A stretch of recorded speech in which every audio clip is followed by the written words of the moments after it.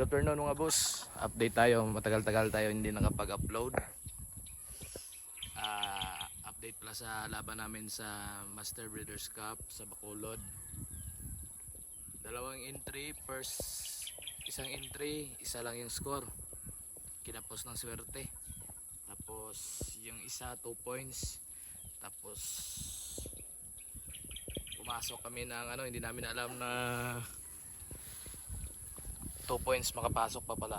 So yun, namulot kami ng patay kasi parang gabot na ang style. Parang kinuha lang namin tapos hindi masyado na point ng maayos. So lesson learned. Dapat maaga pa doon 1 day before kasi umalis kami alas 10 ng gabi. Tapos pagka kinaumagahan alas 10 ng umaga fight na. So hindi masyado nakarelax yung namin, yung manok. Pero it's not an excuse. Experience pa rin yun para Tapos yung natira na mga manok ko ngayon sa national, ito na lang. Ito mga materyales na lang itong natira. Tapos mga ilang piraso na mga late born na na manok.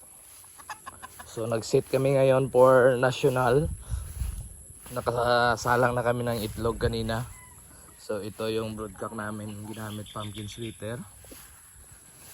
Tapos dito meron ako dito sweater white legs. Ayan. Cross ko sa McLean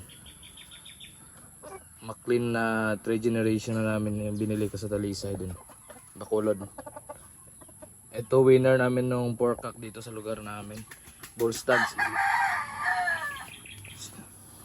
pa to nung nilaban ko. 15 months ata yun. Tapos ito na lang yung natira. Halos ubos na yung balahe namin na national. Ito yung mga litborn na to. Litborn. Yan, wala. Empty na yung mga tipi natin. Medyo na nga, hindi na nakapaglinis. Yan, empty na yung natin, mga tipis. Ilan na lang natira na naka-cord. So 2, 7 yung natira. Puro late born lahat yan. Mga NBC3 na Hindi na kami nakasali sa NBC kasi naubos na yung stag namin. Ngayon nag-set ako. Ito yung isa pa. Yan yung sweater white legs namin. Process yan sa mga sweaters din. Yan. Tapos dito sa kabila nagpalabas ako ng mga doom. Baka magagulat kayo na may puti. Yung puti pang pakulay lang yan. Kaya sinubukan na i-cross ko lang para may pangkulay lang ako na puti pag stagan. For national nakasalang na kami ng unang salang ko 45 na itlog. So first batch, first collect ko na yun na 45.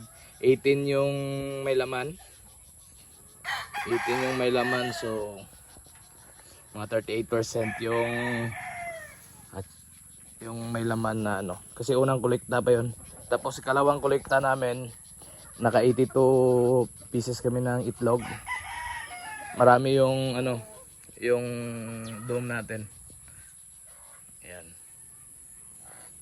So for national, ready naman sa national.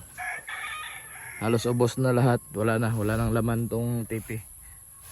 Na-pursil na natin yung yung iba. Yan lang yung breeding pin namin.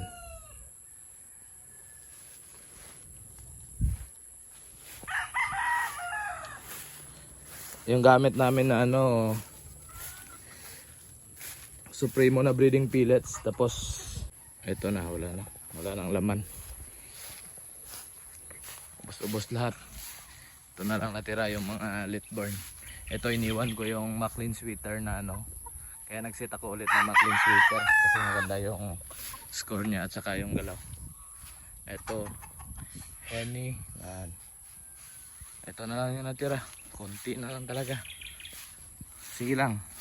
May pang next year naman na ano na eto nabinta na rin to, nabayaran na to. So yung matitira dito 1, 2, 3, 4, 6, 7, bali 7 na lang yung matitira natin dito. Ayan, ubos na.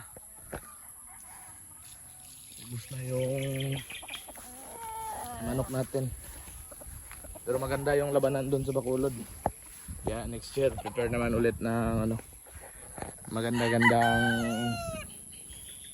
manok para panglaban doon. Congrats pala yung na-champion na ano, solo champion from Bacolod. 12 Street Point. Ito naka-standby, medyo mataas na yung damo nga. Yan, ito. Night.